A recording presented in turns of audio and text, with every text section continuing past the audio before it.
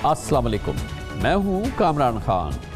وزیر اعظم عمران خان نے اب سے تھوڑی دیر قبل آج شام کو ایک ڈائریکٹ ایکشن لیا اور وہ پیٹرولیم بحران جس نے جون گزشتہ سال میں پاکستان میں پیٹرول کا ایک بڑا بحران پیدا کر دیا تھا، اس کی وجہ یہ تھی کہ قیمتوں میں اتار چڑھاؤ ہوا تھا، جس کے بعد اچانک کئی پیٹرولیم کمپنیز نے، آئل مارکیٹنگ کمپنیز نے پیٹرولیم پروڈکٹس کی ذخیرہ اندوزی کی تھی، اور جب قیمتوں میں اضافہ ہوا تو اس سے ان کو اربوں روپے کا فائدہ ہو گیا تھا۔ عوام کو شدید مشکلات کا سامنا کرنا پڑا تھا، ملک میں پیٹرولیم مصنوعات کی شدید قلت ہو گئی تھی۔ اس پر ایک پیٹرولیم کمیشن تشکیل دیا تھا حکومت نے، اور اس نے اپنی رپورٹ دسمبر میں حکومت کو جمع کرائی تھی، جس کے بعد حکومت نے اس کا بھرپور جائزہ لیا، جس کے بعد وزیر اعظم عمران خان نے آج اس حوالے سے ڈائریکٹ ایکشن لیا ہے اور اپنے معاون خصوصی برائے پیٹرولیم ڈاکٹر ندیم بابر کو انہوں نے کہا ہے کہ وہ اپنے عہدے سے استعفیٰ دیں، اور اس کے ساتھ ہی سیکرٹری پیٹرولیم میاں اسد احیاء الدین سے بھی کہا گیا ہے کہ اسٹیبلشمنٹ کو رپورٹ کریں گے،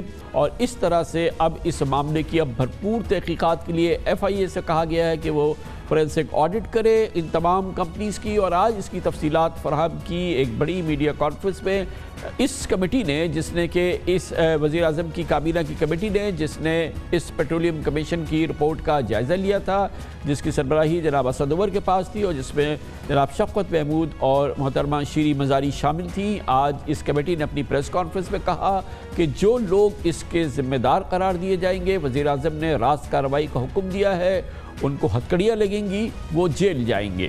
اس 90 دن کا پیریڈ جس کے اندر یہ فورینسک انویسٹیگیشن FIA نے مکمل کرنی ہے، اس پیریڈ کے اندر وزیر اعظم نے special assistant to the prime minister petroleum کے جو ہیں ندیم بابر صاحب، ان کو ہدایت دی ہے کہ وہ اپنے قلمدان سے سٹیپ ڈاؤن کر جائیں، اور اسی طریقے سے سیکرٹری پیٹرولیم جو ہیں ان کو رپورٹ ٹو اسٹیبلشمنٹ کا آرڈر دیا جائے گا جیسے ہی ان کی ریپلیسمنٹ کا فیصلہ ہو جاتا ہے، لیکن اس فورینسک انویسٹیگیشن کے شروع ہونے سے پہلے گویا کہ سیکرٹری پیٹرولیم اسٹیبلشمنٹ کو رپورٹ کریں گے، جناب ندیم بابر اپنے عہدے سے استعفیٰ دیں گے، اور اس حوالے سے FIA کو مینڈیٹ جاری کر دیا گیا ہے۔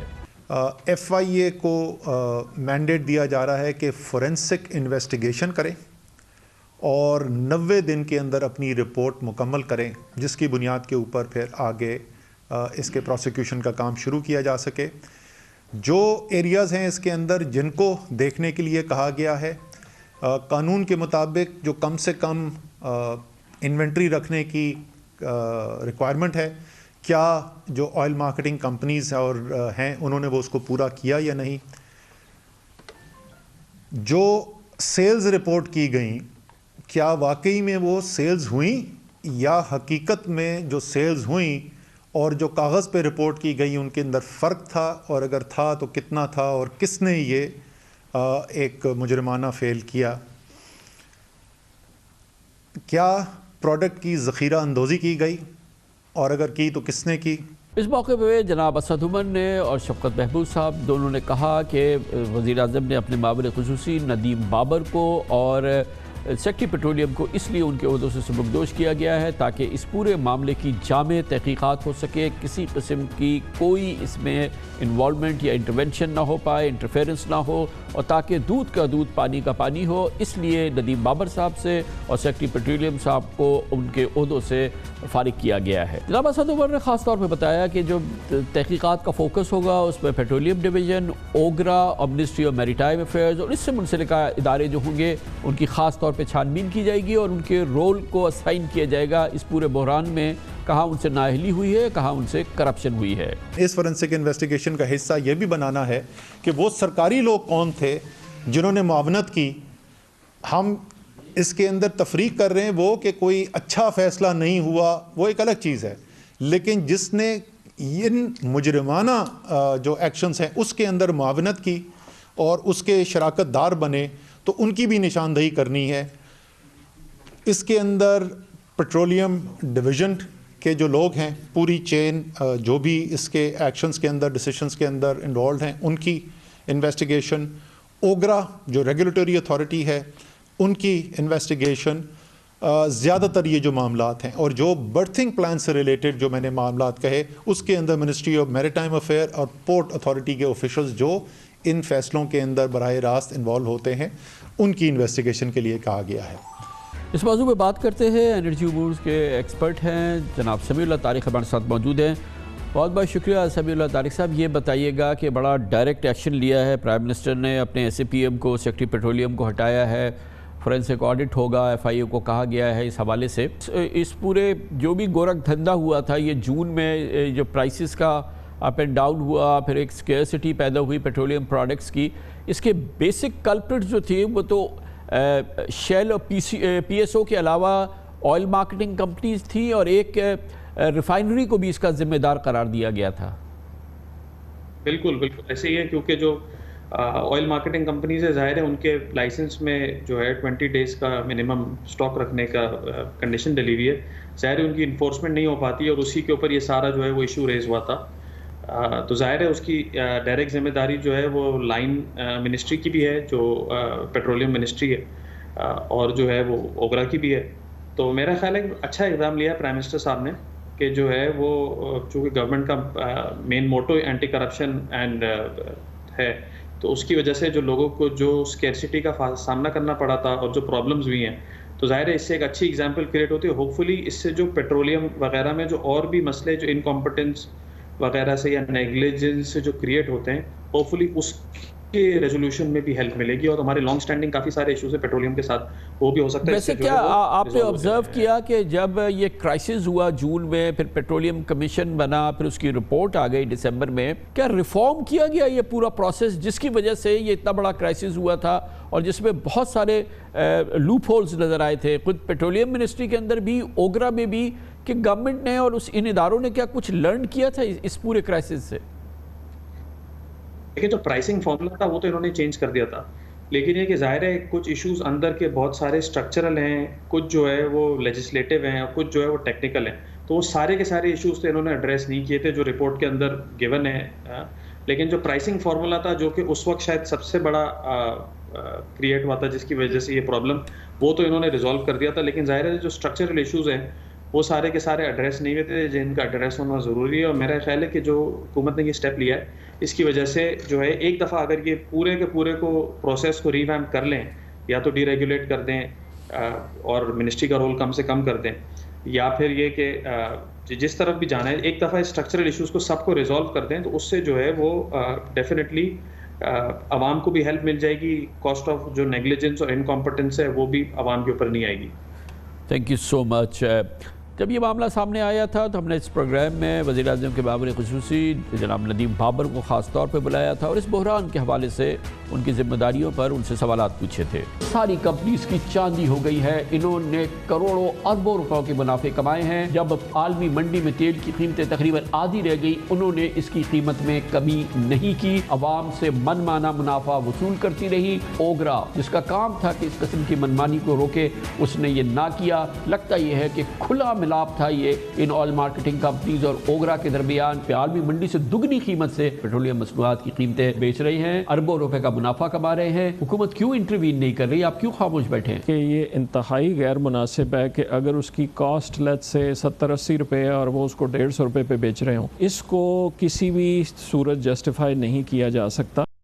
کیا رہی ہے او ایم سیز ونڈ فال کما رہے ہیں اور یہ سارا کچھ ہو رہا ہے، یہ پرائسنگ کو مینیپولیٹ کیا جا رہا ہے، تو یہ پھر ای سی سی اٹھے اور اوگرا کو جگائے؟ یہ تو پرائم منسٹر کا کیس ہے کہ ان کو اس کی پوری تحقیق کرنی چاہیے۔ اوگرا کو کہا ہے کہ جی آپ ریگولیٹر ہیں، یہ آپ کا کام ہے، آپ اس کو مانیٹر کریں اور لوگوں سے پوچھیں کہ یہ کیوں اتنی ہائی پرائس رکھی جا رہی ہے۔ ندیم بابر صاحب، میری معلومات یہ ہے کہ اس میں آپ کی منسٹری کا بھی ایک بہت بڑی مس مینجمنٹ ہے، کیونکہ بالکل راک باٹم پرائسز ہو رہی تھی مارچ کے اینڈ میں، اپریل کے شروع میں آپ نے پابندی لگا دی آئل مارکیٹنگ کمپنیز کو کہ وہ امپورٹ کر سکے، اور جس کی وجہ سے ہمیں بہت شدید نقصان بھی ہوا، اور وہ امپورٹ جو تھی وہ مس مینجمنٹ ہے جو کنٹریبیوٹ کر رہی ہے اس وقت جو پیٹرول پمپس پہ شارٹیجز ہوئی ہے۔ راک باٹم پرائسز جو ہیں وہ 20-22 اپریل کے قریب آئی تھی، کہ ان کو نظر یہ آ رہا تھا کہ ڈکلائننگ ٹرینڈ میں جتنا بھی وہ امپورٹ کریں گے وہ اوور ٹائم جب تک پرائس ڈکلائن ہوتی جا رہی ہے ان کو اس پہ نقصان ہوگا۔ کمرشل بریک، جس کے بعد ذکر کریں گے آج کی سیاست کی سب سب سے بڑی خبر، ششدر رہ گئی P D M. Pakistan Peoples Party نے اچانک یوسف رضا گیلانی کے لیے مطلوبہ اکثریت حاصل کری، سینٹ جا کے اکثریت دکھائی اور یوسف رضا گیلانی سینٹ میں قائد حزب اختلاف ہو گئے۔ پی ڈی ایم دیکھتی کی دیکھتی رہ گئی بلکہ سٹ پٹا گئی۔ اس کی بات کرتے ہیں چھوٹے سے وقفے کے بعد۔ گزشتہ سال ستمبر میں وجود میں آنے والے پی ڈی ایم کو آج ایک اور دھچکا لگا، اور آج کا دھچکا شاید ناقابل برداشت جھٹکا ہے۔ ہوا یہ کہ آج جناب آصف علی زرداری اور پیپلز پارٹی کی لیڈرشپ نے سابق وزیر اعظم یوسف رضا گیلانی کو پی ڈی ایم مریم بی بی یا مولانا فضل الرحمان کو بتائے بغیر سینٹ میں اپوزیشن لیڈر بنا دیا۔ پیپلز پارٹی نے ایک مرتبہ پھر پی ڈی ایم کو ہری جھنڈی دکھائی اور اس کے فیصلوں کو ویٹو کر دیا۔ یہ وہ فیصلے تھے جو پی ڈی ایم کی قیادت بار بار کہتی تھی کہ فیصلہ ہو گیا ہے کہ leader of the opposition senate میں نون لیگ کا ہوگا۔ نون لیگ دیکھتی رہ گئی اور کام ہو گیا۔ اس پورے معاملے میں آج پیپلز پارٹی کی یوسف رضا گیلانی کو 30 سینیٹرز کی حمایت حاصل ہو گئی۔ سینٹ میں قائد حزب اختلاف مقرر ہو گئے اور چیئرمین سینٹ صادق سجرانی نے آنن فانن ان کا نوٹیفیکیشن جاری بھی کر دیا۔ پیپلز پارٹی نے کمال حمایت سے پی ڈی ایم کا حصہ رہتے ہوئے پی ڈی ایم کے ہی امیدوار کا پتہ صاف کیا۔ سینٹ میں قائد حزب اختلاف مقرر ہونے والے یوسف رضا گیلانی کو کس کس نے سپورٹ کیا، انہوں نے کہا یہ مجھے ابھی نہیں معلوم ہے۔ یہ اس وقت انہوں نے کہا کہ جب وہ آج سینٹ گئے تھے جہاں پر وہ اپنی درخواست ساتھ لے کے گئے تھے کہ میرے پاس حزب اختلاف کے اکثریت کی حمایت حاصل ہے اور میں قائد حزب اختلاف بننا چاہتا ہوں۔ مجھے پتہ ہی نہیں یہ تو پیپلز پارٹی کا حق تھا، اس نے تو مجھے یہاں بلا لیا۔ پی ڈی ایم کو کیوں جنازہ پڑا گیا؟ فیصلے تو مشترکہ ہوتے ہیں۔ ہم نے کیا ہے۔ Thank you. گیلانی صاحب کتنے لوگوں کی حمایت آپ کو حاصل ہوئی ہے؟ جو یہ شہری بتائے گی۔ اس نے تو مجھے یہاں بلا لیا، مجھے پتہ ہی نہیں۔ اس نے تو مجھے یہاں بلا لیا، مجھے پتہ ہی نہیں۔ اچھا میڈم یہ بتائیے گا کہ کتنے لوگوں کی حمایت کے ساتھ جو اپوزیشن لیڈر کے لیے آپ نے درخواست جمع کروائی ہے؟ 21 پیپلز پارٹی کے ہیں، 2 اے این پی کے ہیں، 1 جماعت اسلامی کے ہیں جو یوسف صاحب نے لیا ہے، ان کو 2 ہمارے فاٹا کے ممبرز ہیں، انہوں نے سائن بھی کیا ہے، اور دلاور خان صاحب جنہوں نے ایک انڈیپینڈنٹ گروپ بنایا ان کے 4 ہیں، تو 30 پورے ہو گئے جی، ٹھیک ہے نا؟ تو میڈم یہ سمجھا جائے کہ جو پی ڈی ایم ہے اس کا جو فیصلہ تھا وہ نہیں مانا گیا اور پی ڈی ایم کا جنازہ پڑا گیا؟ نہیں، پی ڈی ایم کا کیوں جنازہ پڑا گیا؟ یہ تو پیپلز پارٹی کا حق تھا، 21 ممبرز ہیں، ایسی کوئی بات نہیں ہے، پی ڈی ایم کا کیوں؟ جب اتحاد میں ہوتے ہیں تو فیصلے تو مشترکہ ہوتے ہیں۔ بے شک ہم نے کیا ہے۔ ہنس رہی تھی شہری، ہنسنے کا یہ مقام ہے اور یقیناً یہ بڑے افسوس کا مقام ہے overall P D M leadership کے لیے، جس کا بار بار اصرار تھا پچھلے چند دنوں سے مسلسل، شاہد خاقہ العباسی، مریم بی بی اور دوسرے جو پی ڈی ایم کے لیڈر ہیں مولانا فضل الرحمان کے یہ نون لیگ کا حق ہے، اور آج آپ نے دیکھا کہ کس طرح سے آنن فانن نون لیگ کا یہ حق جو ہے وہ پیپلز پارٹی نے یوزرو کر لیا۔ بطور اپوزیشن لیڈر سینٹ اپوزیشن میں پیپلز پارٹی کی سب سے زیادہ 21 نشستیں ہیں، جبکہ نون لیگ کی 18۔ نون لیگ کا دعویٰ تھا کہ سینٹ اپوزیشن کے لیے پی ڈی ایم کا ان کا امیدوار ہوگا، انہوں نے اعظم نذیر تارڑ کا نام بھی سامنے لے آئے تھے، لیکن آج صورتحال سے ایک مرتبہ پھر واضح ہو گیا کہ پی ڈی ایم لاکھ اجلاس کر لے، مشاورت سے 1000 فیصلے کر لے، آخر میں آصف علی زرداری کی ہی مانی جاتی ہے، انہی کی چلتی ہے۔ پہلے آصف زرداری نے پی ڈی ایم کو ضمنی انتخابات لڑنے پر رام کیا، پھر سینٹ کے انتخابات میں حصہ لینے پر راضی کیا، نون لیگ کے ووٹوں سے یوسف رضا گیلانی کو سینیٹر منتخب کرا دیا، اور اب پی ڈی ایم کے فیصلے کے برخلاف سینٹ میں اپوزیشن لیڈر بھی اپنا ہی بنوا دیا، اور نون لیگ پی ڈی ایم کے فیصلوں کو لیے بیٹھی رہی۔ یہ متفقہ پی ڈی ایم کا فیصلہ تھا، تمام جماعتوں کی بھرپور نمائندگی کے ساتھ ہوا تھا، جس پہ پی ڈی ایم کی مہر لگی ہوئی ہے۔ اس میں پورا کنسنسس تھا کہ لیڈر آف دی اپوزیشن جو ہے وہ مسلم لیگ نون کا ہوگا۔ اب چونکہ یہ اصولی فیصلہ ہو چکا ہے، کسی کی ہار جیت کے بعد اس میں کوئی گنجائش نہیں ہے تبدیلی۔ یہ بات نہیں ہوئی تھی کہ کوئی ہار جائے گا تو یہ فیصلہ تبدیل ہو جائے گا۔ اصولی فیصلہ ہو چکا ہے، اس کو دوبارہ کھولنے کی اب ضرورت نہیں ہے۔ مجھے لیڈر آف دی اپوزیشن کے پی ایم ایل این کو عہدہ ملنے سے مجھے کوئی سروکار نہیں ہے، نہ اس سے میرا کوئی بہت بڑا سیاسی گین ہے۔ وہ ایک اصولی فیصلہ تھا، اصولی موقف تھا۔ سیاست کے اندر اپنا جو آپ نے کمٹمنٹ دی ہوتی ہے اس کی پاسداری ہونی چاہیے، اور ہو بھی رہی ہے، اس کے لیے میں سب کی شکر گزار ہوں۔ یقیناً ایک شوق جیسی یوسف رضا گیلانی سینٹ پہنچے اور وہاں آنن فانن ان کا نوٹیفیکیشن ہو گیا, انہوں نے اپنی اکثریت ثابت کی. اسی لیے ابتدائی رد عمل میں نون لیگ کے سیکرٹری جنرل احسن اقبال نے کہا کہ یوسف رضا گیلانی نے بلوچستان عوامی پارٹی کے سینیٹرز کی مدد لی اور سینٹ پہ اپوزیشن لیڈر بنے. اس سے پی ڈی ایم کی کاز کو دھچکا لگا ہے. پاپ پارٹی کے سینیٹرز کو ملا کر اگر لیڈر آف اپوزیشن کا عہدہ حاصل کیا جائے, اس سے پی ڈی ایم کے مقاصد, پی ڈی ایم کی جدوجہد اور یقیناً اپوزیشن کے اتحاد کو دھچکا لگا ہے. جو مخصوص سینیٹرز جن کی تائید کے ساتھ مطلوبہ نمبر حاصل کیا گیا ہے, پورا اسلام آباد جانتا ہے کہ وہ کس کے کہنے پہ ووٹ دیتے ہیں. ہمیں دکھ پہنچا ہے کہ اے این پی نے بھی پی ڈی ایم کی جماعتوں کے فیصلے کے خلاف فیصلہ کیا ہے. ایسا نہیں کیا جانا چاہیے تھا. مگر پی ڈی ایم نے تو بار بار جناب آصف علی زرداری اور پیپلز پارٹی کی اس خواہش کو رد کیا تھا اور کہا تھا کہ قائد حزب اختلاف ہمارا اپنا ہی ہونا چاہیے. آج کی اہم ڈیولپمنٹ پہ بات کرتے ہیں. اس کے لیے ہمیں جوائن کر رہے ہیں ممتاز سینئر تجزیہ کار, صحافی اور بہت ہی ہمارا مقبول پروگرام ہے اختلافی نوٹس کو ہوسٹ کرتے ہیں حبیب اکرم صاحب ہمارے ساتھ موجود ہیں. بہت بہت شکریہ حبیب اکرم صاحب. یہ بتائیے گا کہ نہ جانے کس بنیاد پہ پی ڈی ایم کی لیڈرشپ, مولانا فضل الرحمان, مریم بی بی اس آسرے میں تھے کہ ان کے ساتھ جو کمٹمنٹس ہیں وہ پوری ہوں گی, اور ابھی کوئی یہ جو ان کا فیصلہ ہو گیا ہے شاہد خاقان عباسی کے ساتھ کہ گھر پہ, تو وہ ان کا لیڈر ہوگا, لیڈر آف دی اپوزیشن. ہم جیسے لوگ بھی جو ادنا سے طالب علم ہیں سیاست کے, ہمیں پتہ تھا کہ یہ سب مذاق ہو رہا ہے. آخر یہ اتنے بڑے بڑے لیڈرز ہیں, ان کی کچھ سمجھ میں نہیں آ رہی تھی یہ بات. کامران خان صاحب, جہاں تک مولانا فضل الرحمان کا اور پاکستان مسلم لیگ نون کا تعلق ہے, تو اس کے لیے آپ کو ان دونوں جماعتوں کے لیڈروں کی ذہنی ساخت کا اور ذہنی رجحانات کا مطالعہ کرنا ہوگا. پولیٹیکل سائنس میں یہ کہا جاتا ہے کہ بہت ساری جو پارٹیاں یا حکومتیں جب چلتی ہیں تو دراصل اپنے سربراہ کی ذہنی ساخت کا اور اس کی جو ذہنی رجحانات ہیں اس کا پتہ بھی دیتی ہیں اور اسی انداز سے آگے بڑھتی ہیں. تو اگر آپ ان دونوں پارٹیوں کو دیکھیں تو دراصل دونوں پارٹیاں اس نظام سے باہر ہو چکی ہیں اور مکمل کافی دیر سے یہ باہر ہے. اگرچہ کل کے فیصلے سے, سپریم کورٹ کے ایک فیصلے سے پاکستان مسلم لیگ نون کو تھوڑا سا یہ موقع ملا کہ وہ دوبارہ بلدیاتی اداروں کے ذریعے نظام کے اندر آ جائے, لیکن مجموعی طور پر وہ پارٹیاں جو ہیں وہ دراصل نظام کے اندر نہیں ہیں. تو وہ ہر تنکے کا سہارا ڈوبنے سے پہلے ڈھونڈتی ہیں. اور جیسے ہی پاکستان پیپلز پارٹی نے, آپ کو یاد ہوگا 20 ستمبر سے پہلے اے پی ڈی ایک آل پارٹیز کانفرنس منعقد کی تھی, خود بلاول بھٹو زرداری صاحب نے, اور زرداری صاحب نے اس میں تقریر بھی کی تھی. تو اس وہاں سے وہ جو تنکا میسر آیا پی ڈی ایم کی صورت میں پاکستان مسلم لیگ نون کو اور جمعیت علماء اسلام کو, تو دراصل اس تنکے کو پکڑ کے سمجھ رہے تھے کہ یہ ڈوب نہیں سکیں گے. تو آپ پہلے دن سے کہہ رہے تھے, بہت سارے لوگ ہم جیسے طالب علم بھی یہی کہہ رہے تھے کہ دراصل پاکستان پیپلز پارٹی کسی اور انداز میں آگے بڑھے گی کیونکہ وہ سسٹم کے اندر ہے.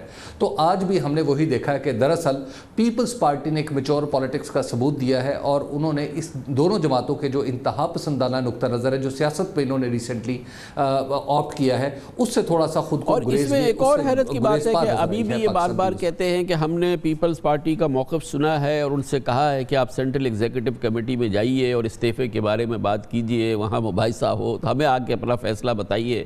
کیا مولانا فضل الرحمان کو, مریم بی بی کو, شاہد خاقان عباسی کو ابھی فیصلہ سننا ہے؟ ان کو ابھی اس بات کا واقعی انتظار ہے کہ یہ سینٹرل ایگزیکٹو کمیٹی اس میں بحث کرے گی اور پھر ان کو بتایا جائے گا کیا فیصلہ ہوا ہے؟ خان صاحب, ہمارے پولیٹیشنز کا بالعموم یہ رویہ ہے کہ they don't know where to stop, کہاں پہ رک جانا چاہیے. اگر انہیں یہ سمجھ آ جاتی تو پاکستان کے بہت سارے سیاسی بحران شاید پیدا ہی نہ ہوتے. تو ان دونوں پارٹیوں کو بھی یہ سمجھ نہیں آ رہی. 20 ستمبر کی جو نواز شریف کی تقریر کے بعد جو صورتحال پاکستان میں بنی, یہ لوگ سمجھ رہے ہیں کہ ان دونوں پارٹیوں کا خیال یہ ہے کہ دراصل پاکستان کی ریاستی اداروں کے اندر بیٹھے ہوئے چند افراد ہیں جن کے پیدا کردہ صورتحال کا یہ شکار ہے. اصل معاملہ ایسا نہیں ہے. اور یہ جو ذہنی کیفیت ہے, یہ 2018 کے الیکشن سے پہلے بھی آپ کو یاد ہوگا کہ نواز شریف صاحب جلسوں میں کہا کرتے تھے کہ عمران خان سے ہمارا کوئی مقابلہ نہیں ہے, ہمارا مقابلہ کسی اور سے ہے. جب آپ کسی سے مقابلہ ہی نہیں کر رہے اور وہ آپ کو پہ در پہ اس کو فتوحات حاصل ہو رہی ہیں اور آپ شکست پہ شکست کھا رہے ہیں, تو اس کا مطلب یہ ہے کہ ان دونوں جماعتوں کو اپنے رائے پہ, اپنے طرز عمل پہ نظر ثانی کرنا ہوگی. لیکن یہ دونوں جماعتیں جس ذہنی رجحان کا شکار ہے, یا آپ یوں کہیے کہ جس سنڈروم کا شکار ہے, اس صورت میں کوئی درست فیصلہ ان سے ہوتا ہوا نظر نہیں آ رہا. بہت بہت شکریہ حبیب اکرم ہمارے ساتھ تھے. Commercial break. اس دوران نیوز ہیڈ لائن دیکھے. جس کے بعد ہمارے ساتھ ہوں گے governor State bank doctor Raza Baqir, Pakistan کی معیشت کی سمت، اسٹیٹ بینک آف پاکستان کی خود مختاری کے حوالے سے معاملات، اور ٹرف جو کہ بہت بڑا منصوبہ تھا وہ ختم ہو گیا، کیا یہ دوبارہ جاری ہوگا؟ ان تمام امور پہ تفصیلی انٹرویو ہوگا گورنر اسٹیٹ بینک سے۔ آپ دیکھ رہے ہیں خبروں، تبصروں اور تجزیات پر مبنی پاکستان کا سب سے معتبر نیوز شو دنیا، کامران خان کے ساتھ۔ پاکستان اپنی سیاست کے اور معیشت کے ایک انتہائی اہم دور سے گزر رہا ہے۔ عمران خان حکومت کے لیے بھی یہ بہت اہم دور ہے۔ 2.5 سال تقریباً آدھی مدت مکمل ہو گئی ہے اور اس کے بہت امپورٹنٹ سیاسی حوالے سے جو مائل سٹونز تھے وہ طے ہو گئے ہیں۔ سینٹ الیکشن ہو گیا ہے، عملاً حکومت کی اکثریت قائم ہو گئی ہے۔ سینٹ میں نہ صرف یہ کہ اکثریت قائم ہو گئی ہے عملاً، بلکہ چیئرمین سینٹ بھی حکومت کا آ چکا ہے۔ اس کے علاوہ وزیر اعظم عمران خان پارلیمنٹ سے تازہ دم ووٹ آف کانفیڈنس بھی لے چکے ہیں۔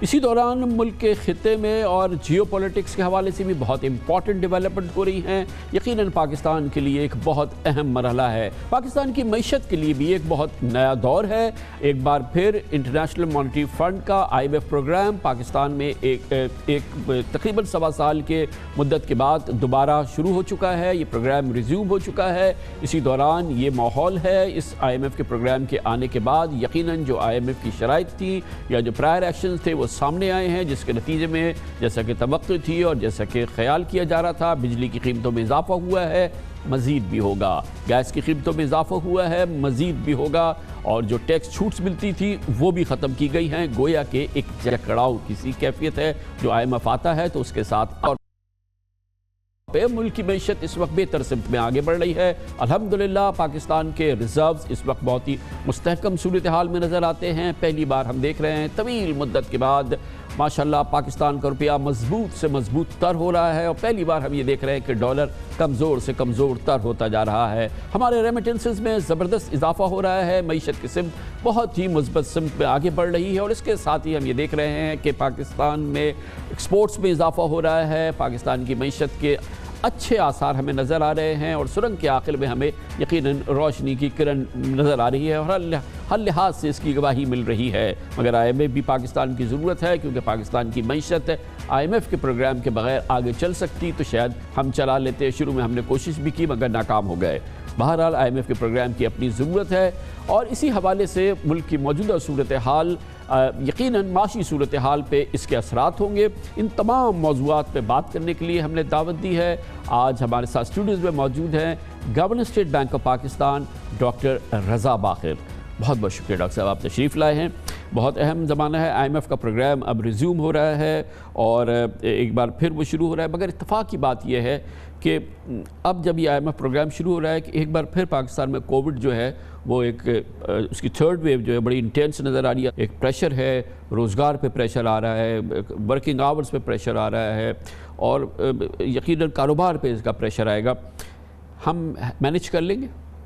السلام علیکم کامران صاحب، بسم اللہ الرحمن الرحیم، بہت بہت شکریہ۔ میں آپ کے ناظرین کو سلام کرنا چاہتا ہوں۔ دیکھیں IMF کا جو پروگرام ابھی جو ریویو کمپلیٹ ہوئے ہیں، سب سے پہلی تو یہ ایک اچھی خبر ہماری اکانومی کے لیے ہے، کیونکہ جو ہمارے سارے سرمایہ کار ہیں، ہمارے یہاں کے انویسٹرز، ہمارے فورن انویسٹرز، سب کو ایک یہ پیغام پہنچا ہے کہ اب ہماری اکنامک کنڈیشنز ایک اچھے انداز میں آگے چل رہی ہیں، اور اس کی ایک انڈیپینڈنٹ اسیسمنٹ آ گئی ہے۔ اس سے سب سے بڑا بوسٹ جو ملتا ہے وہ انویسٹر کانفیڈنس کو ملتا ہے۔ انویسٹر یہ سوچتا ہے کہ میں اب اس میں اور سرمایہ کاری کروں گا، اس سے آگے روزگار بڑھے گا، اور جو بنیادی جو ہمیں ہمیشہ مسائل آتے ہیں روزگار کے وہ اس سے بہتر ہوئیں گے۔ اب اس کے ساتھ ساتھ کووڈ کی لہر بھی شروع ہوئی ہے۔ میں آپ کے ناظرین کو بتانا چاہوں گا کہ IMF کا پروگرام پہلے بھی تھا جب کووڈ آیا، اور جب کووڈ آیا تو IMF نے سب سے پہلے، اگر آپ باقی بین الاقوامی اداروں کو دیکھیں، سب سے پہلے IMF نے $1.4 بلین پاکستان کو دیے۔ نہ صرف وہ، ہم نے ان کے ساتھ ایک ایسی اچھی ریلیشن شپ بنائی کہ ہم نے جو میجرز لینے تھے اپنی معیشت کو کووڈ سے بچانے کے لیے، جو حکومت نے لیے اور اسٹیٹ بینک نے کیے، وہ ہم نے کیے۔ ہم نے ٹرف کی، ہم نے پے رول روزگار فائنینسنگز کی، ہم نے اور کافی سارے میجرز کیے، اور اب اگر تھرڈ ویو آ رہی ہے تو ہمارا IMF سے ڈائلاگ برقرار رہے گا، اور ہمارا مقصد یہی ہوگا کہ جو ہماری معاشی حالت کے بیسٹ انٹرسٹ میں ہے وہی ہوئے، اور انشاءاللہ ویسے ہی ہوئے. جیسے یہ ویو چل رہی ہے، وہ جو نمبرز آ رہے ہیں، اللہ کرے اس پہ قابو آیا، یہ یہاں پہ کہیں رکے، مگر آفٹر آل کوئی ایک ریڈ لائنز تو ہوگی. آپ کی ایز گورنر آپ کا بہت اہم رول ہے، اور پھر IMF کی بھی، آخر سب اس کو بہت کلوزلی واچ کر رہے ہیں اس سچویشن کو. جی، سب وہ اس کو کلوزلی واچ کر رہے ہیں، اور ہمارا ان سے کانسٹنٹ ڈائلاگ رہتا ہے. اور میں یہ آپ کو بات بتا دوں کہ IMF کا پیغام جب کووڈ کی پہلی لہر آئی، یہی براہ راست دیا گیا کہ آپ اپنی معیشت کو بچائیں کووڈ کے اثرات سے، اور ابھی بھی ہماری یہی ریلیشن شپ ہے. سب سے پہلے ہم نے روزگار کو بچانا ہوگا، جس طرح پہلے ہم نے بچایا، اور پاکستان ان ملکوں میں سے ہے جس کی ایکسپورٹ ریکوری بقول بلومبرگ ہمارے ساؤتھ ایشیا ریجن میں سب سے پہلے ہوئی. تو ہمیں کانفیڈنس ہونا چاہیے کہ اگر ہم نے کرونا کی پہلی لہر اور دوسری لہر کو ایک اچھے انداز میں قابو کیا اور اپنی معیشت کو بچایا، اور IMF کے ساتھ ہم نے اپنا ڈائلاگ بھی رکھا، تو ہمیں اس میں کوئی فکر کی بات نہیں ہونی چاہیے کہ کیونکہ ہم نے پہلے ہی اس طرح اچھے انداز سے معیشت کو باہر نکالا ہے تو آگے بھی انشاءاللہ یہ آپ کے اچھے ونٹیج انداز میں پوائنٹ سے یقیناً اس میں بہت عمدہ پہلو ہیں، مگر ایک عام پاکستانی کے لیے IMF کا آنا اور IMF پروگرام کا آنا ایک بے چینی کا باعث ہوتا ہے. اور جیسا کہ ابھی ہم نے پھر دیکھا کہ IMF پروگرام آیا، ٹیکس چھوٹ تھی وہ ختم کی گئی، بجلی کی قیمتوں میں اضافہ ہوا، آگے بھی ہوگا، گیس کی قیمتوں میں بھی اضافہ ہوگا، اور اس پوری کیفیت کے اندر ایک بے چینی جو ہے لوگوں میں پہلے ہی مہنگائی کی صورتحال کی وجہ سے بھی ایک حالات خراب ہے. کووڈ کی پہلی وبا بھی ابھی تک چل رہی ہے، تو اس کو کیسے مینیج کرے گی ہماری اکانومی، کیونکہ بڑا پریشر ہے یہ. جی کامران صاحب، سب سے پہلے تو ہمیں یہ ذرا سمجھنا چاہیے کہ یہ آخر لوگوں کو IMF کا خوف کیوں ہوتا ہے. اور میں آپ کو اس میں ایک تھوڑا سا ایک انٹرسٹنگ پرسپیکٹو بتانا چاہتا ہوں. یہ نوکری کرنے سے پہلے میں نے 18 سال IMF میں کام کیا. آج تک مجھے IMF میں کوئی ایسا ملک نہیں ملا جو خوشی سے آ کے کہہ رہا تھا کہ آئیں ہمیں قرضہ دیں. IMF کے سامنے کوئی ملکوں کی لائنیں نہیں لگی ہوئیں کہ ہم انتظار کر رہے ہیں کہ IMF کب قرضہ دیں. تو اس سے کیا واضح ہوتا ہے کہ IMF میں صرف تب جانا پڑتا ہے جب مجبوری ہوتی ہے. اب اگر ہم اس بات پہ اتفاق کرتے ہیں کہ IMF کے پاس تبھی جانا ہوتا ہے جب مجبوری ہوتی ہے، تو ہمیں یہ ذرا ڈسکس کرنا چاہیے کہ وہ کیا مجبوری تھی. وہ مجبوری اسی لیے تھی کہ ماضی میں جو ہماری پالیسیز تھیں وہ ٹھیک نہیں تھیں. کیا وہ ٹھیک نہیں تھی؟ ہمارا کرنٹ اکاؤنٹ ڈیفیسٹ اگر $19 بلین کا نہ بنایا ہوتا تو ہمیں IMF کے پاس نہ جانا ہوتا. تو IMF کے پروگرام میں جانے سے لوگوں کو پریشانی اس لیے ہوتی ہے کہ وہ ایک ریکگنیشن ہوتی ہے کہ ہمارے مسائل کچھ بڑھ گئے ہیں. اب ظاہر ہے ان مسائل کو تو ایڈریس کرنا ہے، چاہے وہ IMF کہے یا نہ کہے.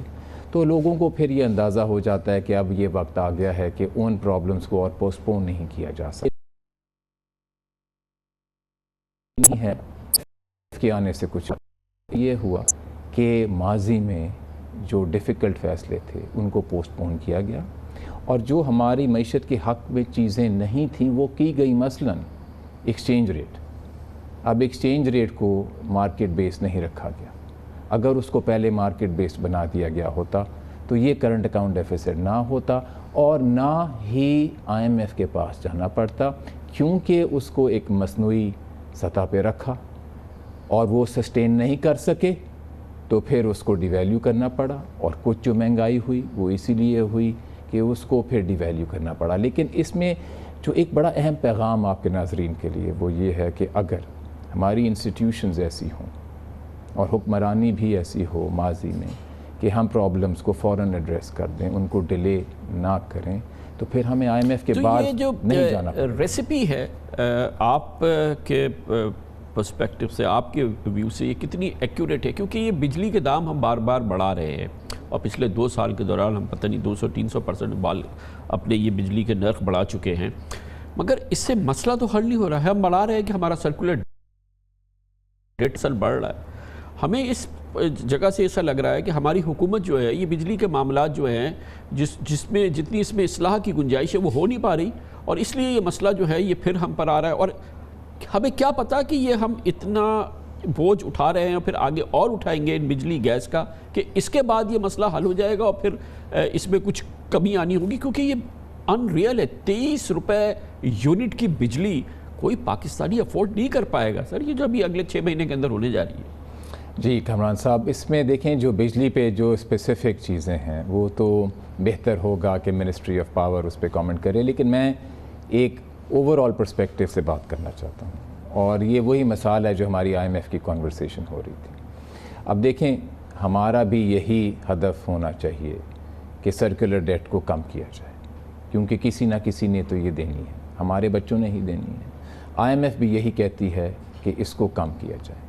اب اگر اس کو کم کرنے کے لیے بجلی کی قیمت بڑھانے کے علاوہ اگر کوئی اور طریقہ کار ہے تو سارے ہی اسی کے حق میں ہوں گے، IMF بھی اسی کے حق میں ہوگی، لیکن ہمیں یہ اس بات پہ اتفاق کر لینا چاہیے کہ سرکولر ڈیٹ کو کم کرنا ہمارے ہی فائدے میں ہے. گورنر اسٹیٹ بینک جناب ڈاکٹر رضا باقر ہمارے ساتھ موجود ہیں. وقت کے بعد جب ہم آئیں گے تو اس کے بعد وہ بات کریں گے ہم جس نے یقیناً ڈاکٹر رضا باقر کو اسٹیٹ بینک آف پاکستان کو حالیہ دور کا پسندیدہ گورنر اور پسندیدہ سینٹرل بینک بنا دیا، اور وہ تھی ٹرف سکیم اور اس سے منسلکہ کووڈ کے زمانے میں جو سکیمز لائی گئی.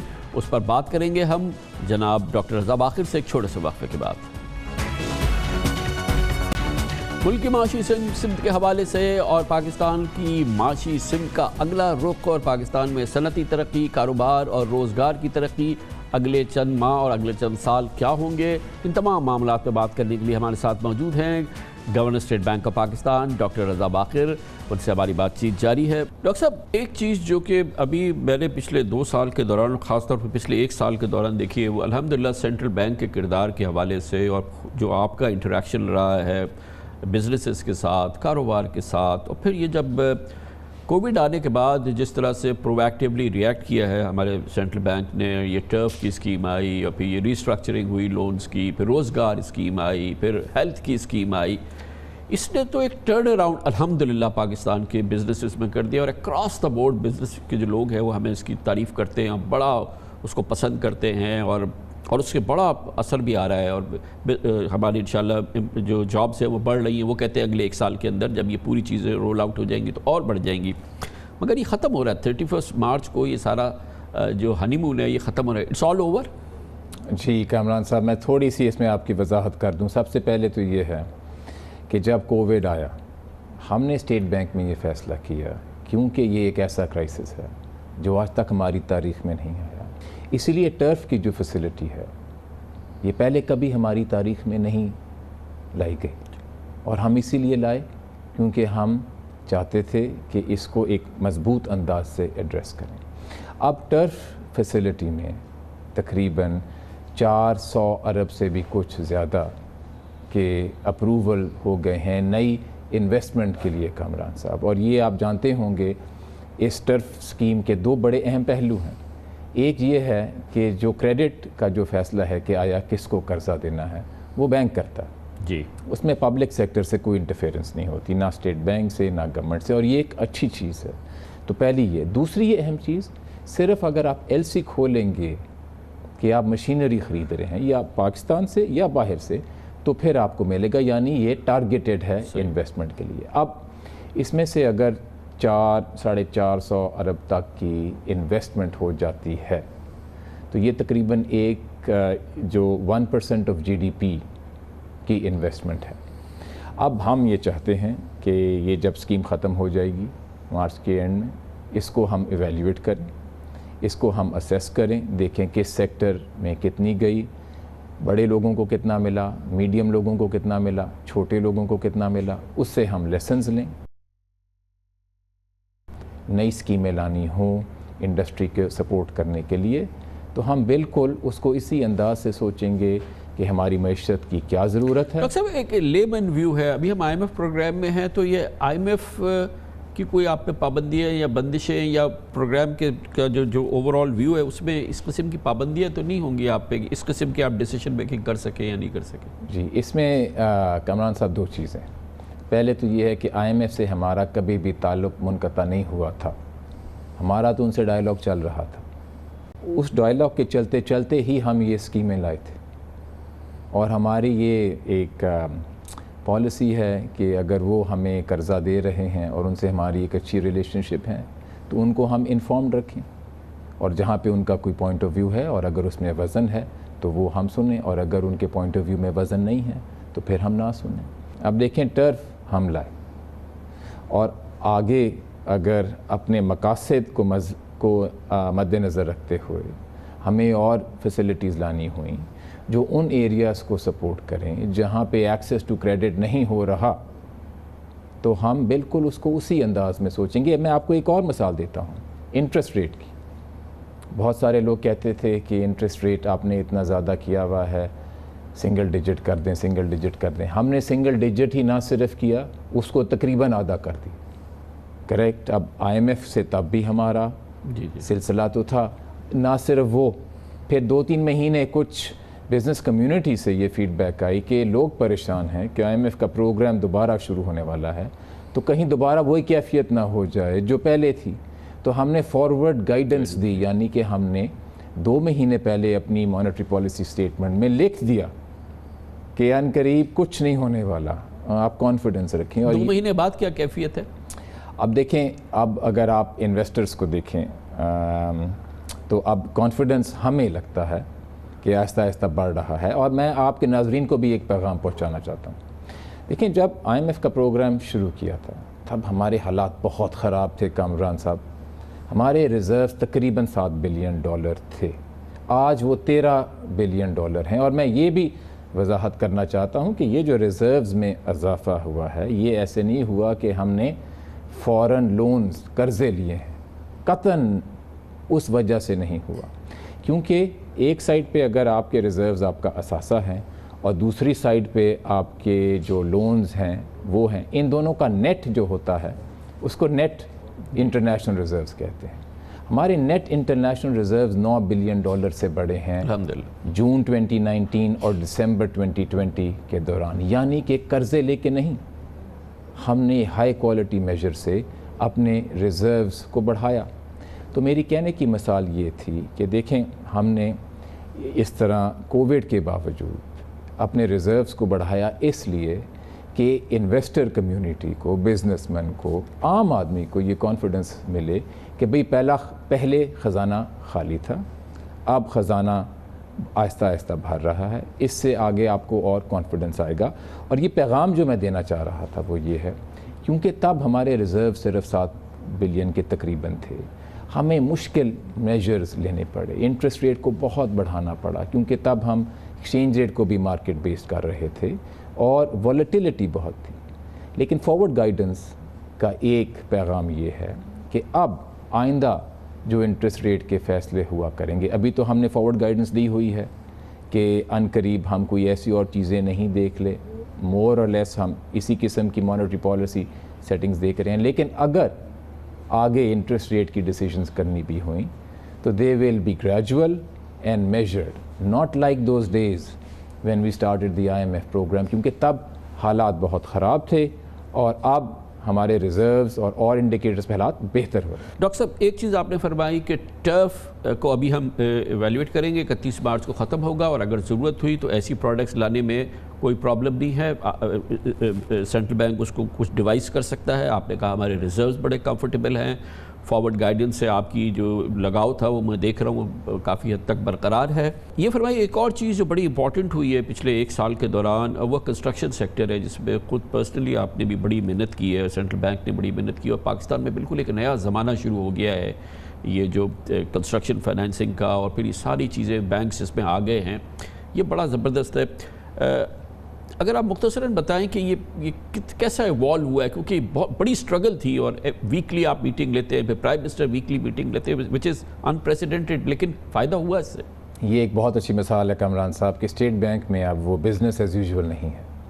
ये मिसाल इस तरह है कि हमारा हाउसिंग और कंस्ट्रक्शन का जो सेक्टर है वो बहुत निगलेक्ट हुआ है हमारे मुल्क में। और अगर आप बैंक्स देखें वो कितना कर्ज़ा देते हैं तो ये GDP की 1% से भी कम है, और अगर आप हमारे रीजन में देखें बाकी सारे ममालिक में इससे कहीं हद तक ज़्यादा बैंक्स इसमें कर्ज़ा देते हैं। हमारा इसमें रोल ये है स्टेट बैंक का कि जो ये हुकूमत का प्रोग्राम है کہ کنسٹرکشن اور ہاؤسنگ کو پروموٹ کیا جائے، اور اس میں خاص کر ایک افورڈیبل ہاؤسنگ کی جو کمپوننٹ ہے اس میں ہم بینکس کے ساتھ پارٹنرشپ میں ایک ایسا راستہ نکالیں کہ بینکس اس میں اس کو سپورٹ کرنے کے لیے قرضے دیں. اور ابھی مجھے بڑی جب سے یہ پروگرام شروع ہوا ہے تقریباً 25 سے 50 بلین جو ہے اور بینکوں نے قرضے دیے ہیں ہاؤسنگ اور کنسٹرکشن کے لیے. اس کے ساتھ ساتھ حکومت نے ایک بہت ہی بڑا قدم اٹھایا ہے، اور وہ یہ ہے کہ جو چھوٹا طبقہ ہے اس کی افورڈیبلٹی کے لیے مارک اپ پہ سبسڈی دی ہے، یعنی کہ شرائط آسان کر دی ہیں. اور اب ایک چھوٹی قسط میں ایک عام آدمی کے لیے یہ ممکن ہوگا کہ وہ اپنا گھر لے سکے. اس میں ہم بہت زور سے کام کر رہے ہیں. ہماری ویب سائٹ پہ ہم نے ابھی اس کی اناؤنسمنٹ کی ہے، اور آپ دیکھیں گے کہ عنقریب بینکس اپنے اشتہار اور لائیں گے، اور اب بینکس اپنی برانچز میں ہر قسم کے پاکستانی کو، چاہے وہ چھوٹے طبقے کا ہو بڑے طبقے کا ہو، اس کو فیسیلیٹیٹ کریں گے کہ گورنمنٹ کی یہ جو اسکیم ہے اس کا پورا فائدہ اٹھائے. اگر آپ کے پاس زمین ہے اور اپنا گھر بنانا چاہتے ہیں تو آسان شرائط پہ اب آپ کو بینک قرضہ دے گا، جو پہلے ممکن نہیں تھا. اس سپیس میں آپ دیکھیں گے کہ اسٹیٹ بینک سے اور بھی کمیونیکیشن آئے گا، اور ہم بینکوں کے ساتھ مل کے ایک ایسی سٹیج پہ آئیں گے کہ یہاں پہ لوگوں کے لیے ممکن ہوگا کہ اپنا خود گھر ان کا ہو. گورنر اسٹیٹ بینک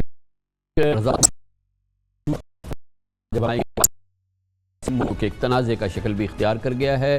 IMF کی خواہش اور حکومت نے فیصلہ کیا ہے کہ اسٹیٹ بینک آف پاکستان کو مکمل طور پہ خود مختار بنا دیا جائے گا. اس خود مختاری کے حوالے سے شدید تنازع کھڑا ہو گیا ہے، اور اس حوالے سے اعتراضات ہیں جو کہ مسلسل سامنے آ رہے ہیں. اس کو ڈیفینڈ بھی کیا جا رہا ہے. اس کی بات کریں گے، اور پھر ہم حاصل کریں گے گورنر ڈاکٹر رضا باقر کا موقف ایک چھوٹے سے وقفے کے بعد. کہ governor State Bank of Pakistan doctor Raza Baqir ہمارے ساتھ ایک تفصیلی انٹرویو کے لیے اسٹوڈیوز میں موجود ہیں. ڈاکٹر صاحب یہ فرمائیے گا کہ اس وقت ایک بہت ہیٹڈ سبجیکٹ ہے، وہ یہ ہے کہ IMF پروگرام کے تحت ہم نے فیصلہ کیا ہے کہ ہم فل اٹانومی دیں گے سینٹرل بینک کو، اور اس حوالے سے یہ IMF کے ہم 22واں پروگرام کر رہے ہیں، اور ہمیں یہ بتایا گیا ہے کہ پچھلے 10 پروگرام سے IMF مسلسل یہ کہتی رہی کہ آپ اٹانومی دیں اور اس کو کمپلیٹلی آٹونومس کریں. بہرحال اس حکومت نے ایگری کیا ہے، لیکن جو ایکسپرٹس ہیں، جو اکانومسٹ ہیں، ایک بڑی تعداد اس میں کہتی ہے کہ یہ ہمارے جیسی ڈیولپنگ اکانومیز کے لیے سوٹ نہیں کرے گا. اتنا آٹونومس سینٹرل بینک ہم افورڈ نہیں کر سکتے، اور پھر اس میں ہم اس طرح کی چیزیں دے دیں جس میں کہ حالانکہ PM کو ووٹ آؤٹ کر سکتی ہے پارلیمنٹ، PM کو انویسٹیگیٹ کر سکتی ہے پارلیمنٹ، PM کو کیبنٹ کو FIA NAB انویسٹیگیٹ کر سکتی ہے. لیکن جو اب ہمارے ہاں سینٹرل بینک بن رہا ہے، اور سینٹرل بینک کی جو ہیرارکی بن رہی ہے یہ ابو آل بن رہی ہے، اور یہ ایک کہا جا رہا ہے کہ جو گورنر اسٹیٹ بینک ہوں گے یہ governor general of Pakistan economy ہوں گے، اور اس پہ پھر حکومت کی دسترس نہیں ہوگی. جی کامران صاحب، یہ آپ کا سوال بڑا اہم ہے. میں اس میں تھوڑی سی وضاحت کرنا چاہتا ہوں، کیونکہ جب سے کابینہ نے یہ جو بل پاس کیا ایک مس انفارمیشن کچھ حد تک چل پڑی ہے، تو میں چاہتا ہوں کہ جو فیکٹس اینڈ فگرز ہیں کچھ آپ کے سامنے رکھے جائیں. سب سے پہلی بات تو یہ ہے کہ یہ جو بل اپروو ہوا تھا یہ ایک بل ہے، یہ کوئی آرڈیننس نہیں ہے. اس دن 2-3 آرڈیننس کا بھی فیصلہ کیا گیا تھا، یعنی کہ پارلیمنٹ سے پہلے ہی ان کو پاس کر دی گیا. یہ وہ نہیں ہے، یہ صرف ایک بل ہے پارلیمنٹ میں ڈالا جا رہا ہے، یعنی کہ ابھی اس پہ ڈیبیٹ شروع ہوئے گی.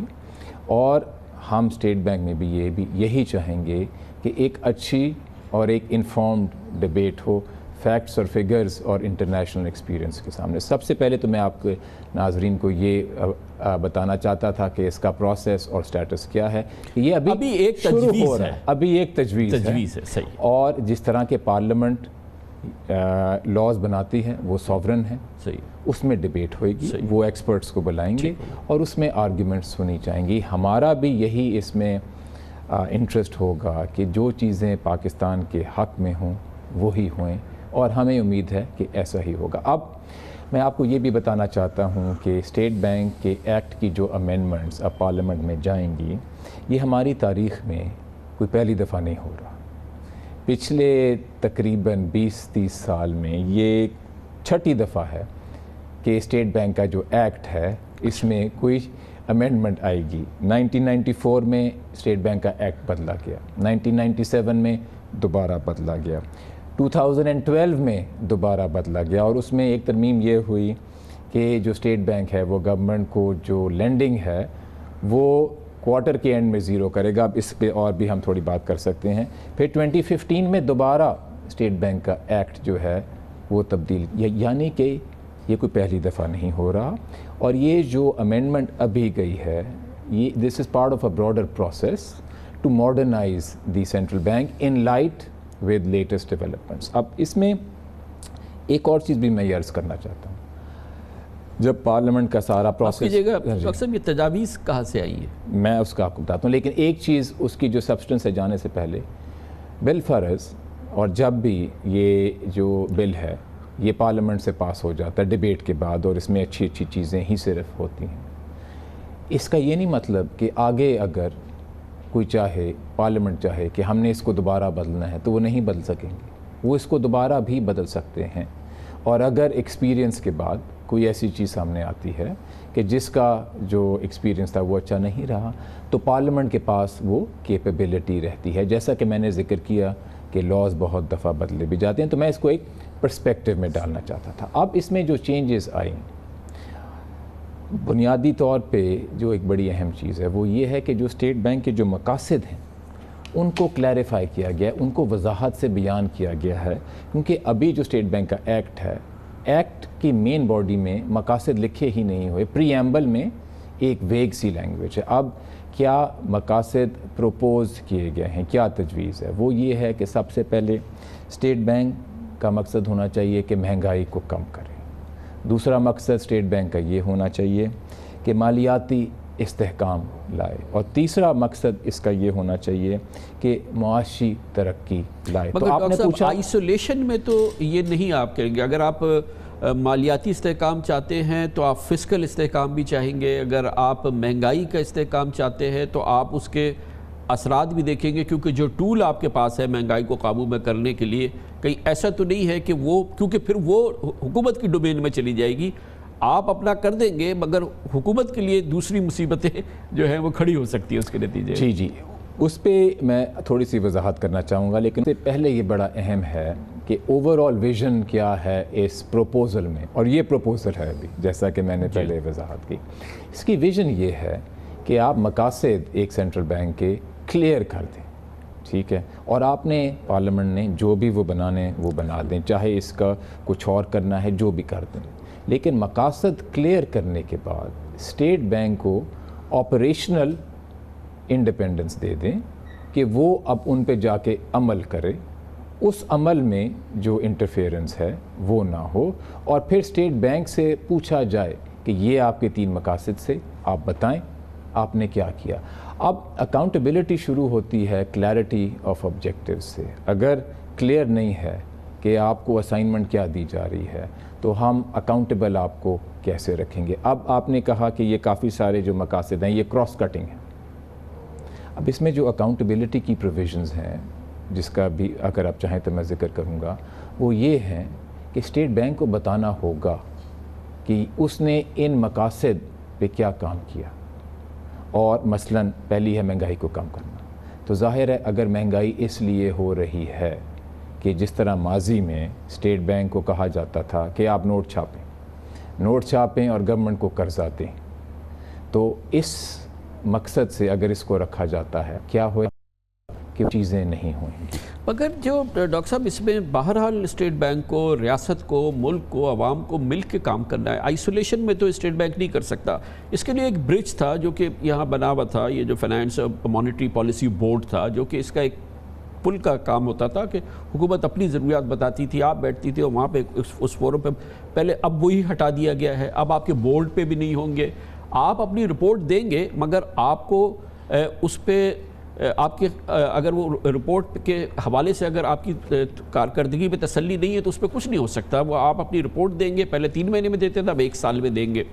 तो इस तरह से वो जो कनेक्ट था, जो हमारी जैसी डेवलपिंग कंट्रीज़ के दरमियान एग्जीक्यूटिव और सेंट्रल बैंक के दरमियान ہونا چاہیے اور جو تمام اس طرح کے ملکوں میں ہے زیادہ تر میں وہ ہم بریک کر رہے ہیں یہاں پہ. جی میں اس پہ آپ کی تھوڑی سی وضاحت کر دوں کامران صاحب کہ اسٹیٹ بینک میں جو امپورٹنٹ ڈیسیجن میکنگ باڈیز یا لوگ ہیں وہ کیا ہیں. ایک ہے ہمارا بورڈ جس میں 8 لوگ باہر سے آتے ہیں. پھر ہے ہماری مانیٹری پالیسی کمیٹی, اس میں 3 لوگ باہر سے آتے ہیں. پھر گورنر اور ڈپٹی گورنرز وہ 4 ہو گئے. تو یہ 15 امپورٹنٹ اپوائنٹمنٹس ہوئے.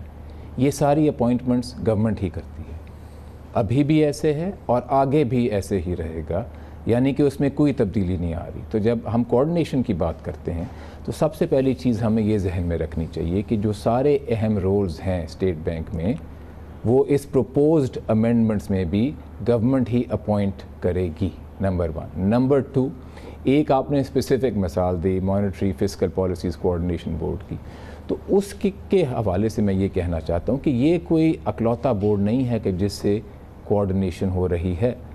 اسٹیٹ بینک کو ECC کی میٹنگز میں بلایا جاتا ہے اور پرنسپل باڈی تو وہی ہے economic coordination committee of the cabinet, تو وہاں پہ کوآرڈینیشن ہوتی ہے.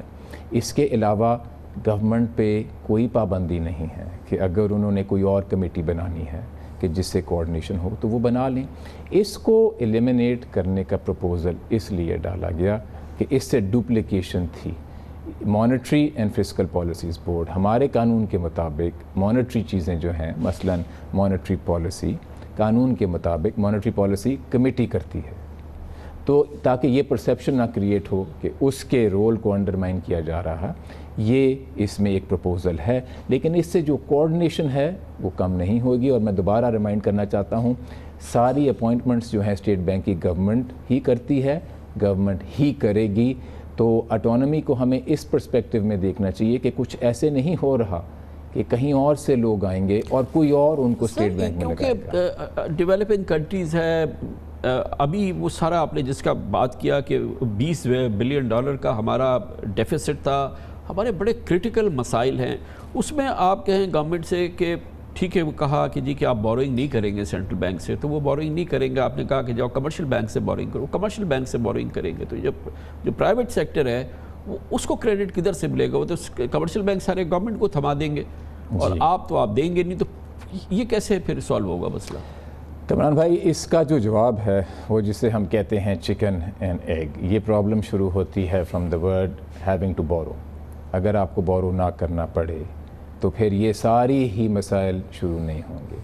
اب بوروئنگ کو کیسے کام کیا جائے؟ ایک جو چیز ہے وہ ہے سیلف ڈسپلن, کہ اگر آپ اپنے لیے مشکل کریں گے تو پھر اپنے فسکل ڈسپلن کو آپ بہتر انداز سے آگے لے کے چلیں. لیکن سر بوروئنگ تو کرنی پڑتی ہے, مصیبتیں میں آپ کو وضاحت کر دوں. دیکھیں جب آپ سیلف ڈسپلن یہ لے آتے ہیں تو پھر آپ زیادہ ایفرٹ کرتے ہیں کہ ٹیکس ریونیو کو بڑھائیں, کہ جو لوگ ٹیکس نیٹ میں نہیں ہیں ان کو لایا جائے.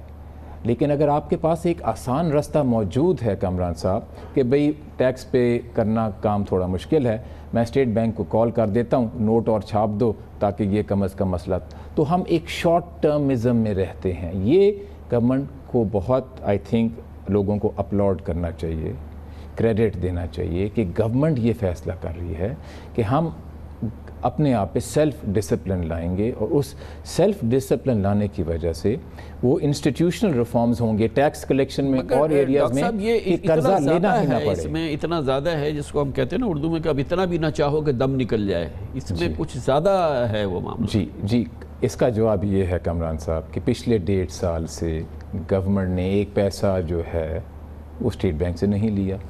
تو اگر یہ امینڈمنٹس پاس ہوتی ہیں تو پھر اس میں وہی ہوگا جو ابھی ہوتا آ رہا ہے, کوئی نئی چیز نہیں ہوئی.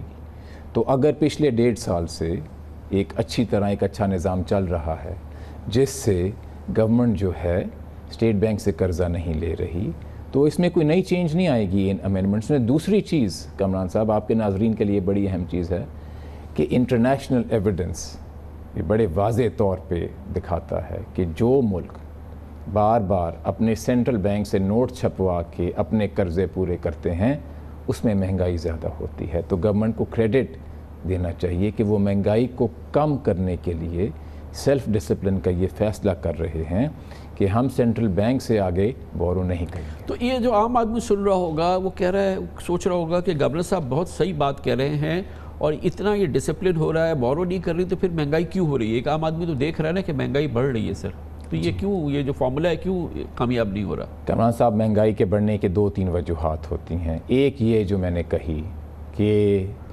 گورنمنٹ نے بار بار اسٹیٹ بینک سے نوٹ چھپائے، ماضی میں ایسا ہوا، جس کے کچھ کانسیکوینسز ابھی بھی ہیں۔ دوسرا، مہنگائی کیوں ہوں؟ گورنمنٹ نے کوئی ڈیسیجنز ڈیلے کی پہلی حکومتوں نے، اور وہ یہ جو میں نے آپ کو پہلے ذکر کیا، ایکسچینج ریٹ کو ایک مصنوعی لیول پہ رکھا ہوا تھا، اتنا کہ خزانہ خالی ہو گیا، کرنٹ اکاؤنٹ ڈیفیسٹ آسمان پہ پہنچ گیا، IMF کے پاس جانا پڑا، ڈیویلیویشن کرنی پڑی، ظاہر ہے کچھ اثر اس کا بھی ہوا۔ لیکن ابھی جو مہنگائی ہے وہ سپلائی سائڈ ہے، یعنی کہ آٹا، یعنی کہ چینی، یعنی کہ تیل، اس قسم کی چیزوں سے۔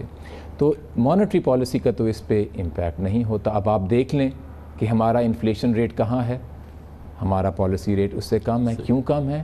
کیونکہ اسٹیٹ بینک میں بھی ہم یہی دیکھتے ہیں کہ یہ جو وجوہات ہیں مہنگائی کی، یہ سپلائی سائڈ ہیں، ایڈمنسٹریٹو فیکٹرز ہیں، اور ہمیں بڑی امید ہے کامران صاحب کہ جو میجرز گورنمنٹ لے رہی ہے، جس میں امپورٹ بھی ہے اور سپلائی ڈسرپشنز کو ایڈریس کرنا ہے، اس سے انشاءاللہ ان کے یہ میجرز کامیاب ہوں گے اور یہ سپلائی سائڈ کے جو فیکٹرز ہیں وہ کم ہوں گے۔ لیکن جو اہم ایک یہ جو میں نے کہی کہ گورنمنٹ نے بار بار اسٹیٹ بینک سے نوٹ چھپائے، ماضی میں ایسا ہوا، جس کے کچھ کانسیکوینسز ابھی بھی ہیں۔ دوسرا، مہنگائی کیوں ہوں؟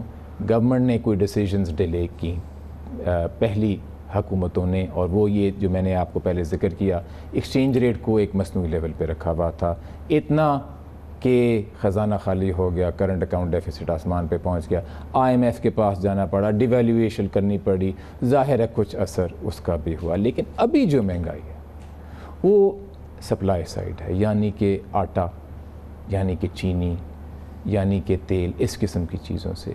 تو مانیٹری پالیسی کا تو اس پہ امپیکٹ نہیں ہوتا۔ اب آپ دیکھ لیں کہ ہمارا انفلیشن ریٹ کہاں ہے، ہمارا پالیسی ریٹ اس سے کم ہے۔ کیوں کم ہے؟ کیونکہ اسٹیٹ بینک میں بھی ہم یہی دیکھتے ہیں کہ یہ جو وجوہات ہیں مہنگائی کی، یہ سپلائی سائڈ ہیں، ایڈمنسٹریٹو فیکٹرز ہیں، اور ہمیں بڑی امید ہے کامران صاحب کہ جو میجرز گورنمنٹ لے رہی ہے، جس میں امپورٹ بھی ہے اور سپلائی ڈسرپشنز کو ایڈریس کرنا ہے، اس سے انشاءاللہ ان کے یہ میجرز کامیاب ہوں گے اور یہ سپلائی سائڈ کے جو فیکٹرز ہیں وہ کم ہوں گے۔ لیکن جو اہم بات ہے وہ یہ ہے کہ ابھی اگر گورنمنٹ اسٹیٹ بینک سے نوٹ بھی چھپا رہی ہوتی تو یہ مہنگائی اور بھی زیادہ ہوتی، جو گورنمنٹ کہہ رہی ہے وہ نہیں چاہتی۔ بہت بہت شکریہ governor State Bank of Pakistan doctor Raza Baqir, ہمارے ان سوالوں کے جواب دے رہے تھے جن کا براہ راست کلیدی تعلق ہے معیشت کی سمت کے حوالے سے، ملک کی معاشی صورتحال کے حوالے سے، اور اسٹیٹ بینک آف پاکستان کی خود مختاری کے حوالے سے جو اس وقت تنازعہ جاری ہے۔ اس کے ساتھ ہی ہمارے آج کے پروگرام کا اختتام ہوتا ہے۔ سیٹرڈے سنڈے کی ہفتہ وار تعطیل رہتی ہے، پیر کو انشاءاللہ آپ سے پھر ملاقات ہوگی۔ پیر تک کے لیے کامران خان کو اجازت، اللہ حافظ و ناصر۔